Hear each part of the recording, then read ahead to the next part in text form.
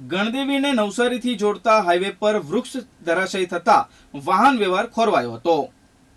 નવસારી જિલ્લામાં છેલ્લા 3 દિવસથી કમોસમી વરસાદ પડી રહ્યો છે। ગણદેવી પંથકમાં 3 દિવસથી પડી રહેલા કમોસમી વરસાદને પગલે જમીનનું ધોવાણ થયું છે। જમીનનું ધોવાણ થતા ડાંભર ગામના પાટિયા પાસે તોતિંગ વૃક્ષ ધરાશયી થયું હતું, જેના કારણે વાહન વ્યવહાર ખોરવાયો હતો। જો કે સદનસીબે એ સમયે ત્યાંથી કોઈ પસાર થઈ ન રહ્યું હોવાની જાનહાનિ અટકી હતી। તોતિંગ વૃક્ષ રસ્તા પર પડતા ગણદેવી અને નવસારી આવતા જતા વાહન વ્યવહારને મોટી અસર પડી હતી। બંને તરફ વાહનોની લાંબી કતારો જોવા મળી હતી। વૃક્ષ ધરાશયી થવાના કારણે ચાલુ વરસાદે વાહન ચાલકોને ભારે હાલાકીનો સામનો કરવો પડ્યો હતો। વાહન વ્યવહાર ખોરવાતા તંત્ર તરફથી વૃક્ષને હટાવવાની કામગીરી શરૂ કરવામાં આવી હતી। જો કે વરસાદ ચાલુ હોવાના કારણે વૃક્ષ હટાવવાની કામગીરીમાં અવરોધ આવી રહ્યો હતો। NTC news Navsari.